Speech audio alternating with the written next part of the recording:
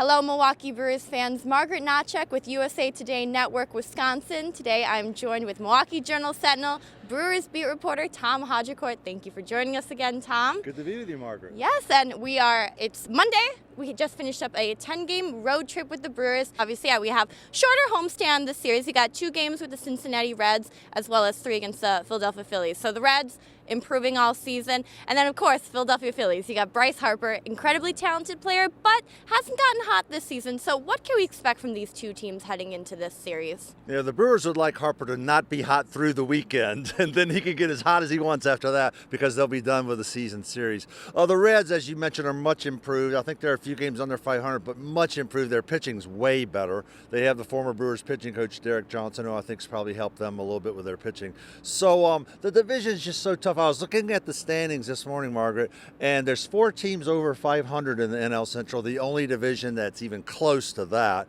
And then the Reds are just a little below 500. So, we keep talking about tough series. I'm not sure we're ever going to say easy series inside the Central this year, but the Brewers sort of knew that. So you got to be ready every single day. You got to bring your A game every single day.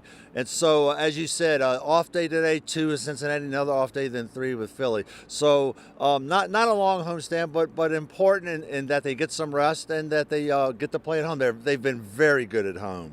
I say, and talking about one person that's been incredibly good at home, Christian Yelich. It's a guy we never get sick of talking about, and right now leads the major league in home runs, 19. Little different than his time in Miami. So how would you say he has improved? How has his performance, especially with home runs, been being here as a Milwaukee Brewer? I think there's a lot of factors that has turned him into more of a slugger here. A more friendly ballpark at Miller Park than Miami, a very cavernous ballpark there, not really good for power hitting. He's maturing as a player too. He's 27 now. He's in the prime of his career. He's getting stronger, more mature, more experienced.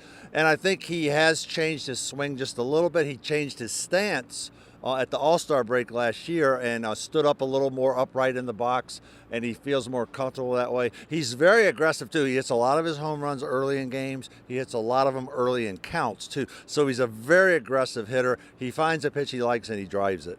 Okay, we'll see just how many home runs Christian Yelich may hit during this homestand. Again, it's 2 games against the Cincinnati Reds, followed by 3 against the Philadelphia Phillies. As always, be sure to follow our wonderful Milwaukee Journal-Sentinel coverage with Tom Haudricourt and Todd Rosiak. You can find them both on Twitter at Haudricourt and at Todd_Rosiak. Got to make sure I get that one right as well. And that's all we have time for today. Thanks for watching, and we'll see you next time. It was the first sunny afternoon in May when Milwaukee Habitat for Humanity volunteers met to continue work on 7 new homes being built on North 29th and North 30th Street. Perfect weather for some construction and perfect weather for the Milwaukee Brewers, who were playing at home Friday night. First, want to take a second to thank whoever arranged for this weather, because we've been back in town for about a month and this is by far the nicest day I can remember.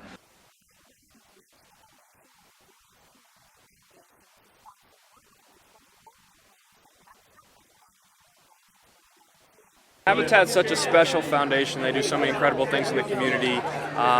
For all of us, I think that the coolest part about what we do is that we're able to have a positive impact on people's lives. Being able to partner with Brewers Community Foundation, contribute to a Habitat build is something that I've taken a lot of pride in over the last 10 or 15 years. And have an opportunity to meet the families who actually move into the houses is so special, so meaningful, and I think really powerful for all the volunteers and everybody who's here.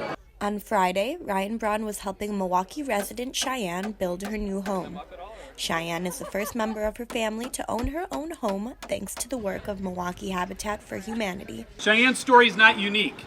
Over 60% of Milwaukee renters are in unaffordable housing. The Brewers Community Foundation works with many nonprofits in the area, including Habitat for Humanity, to support its mission of positively impacting the lives of children and families.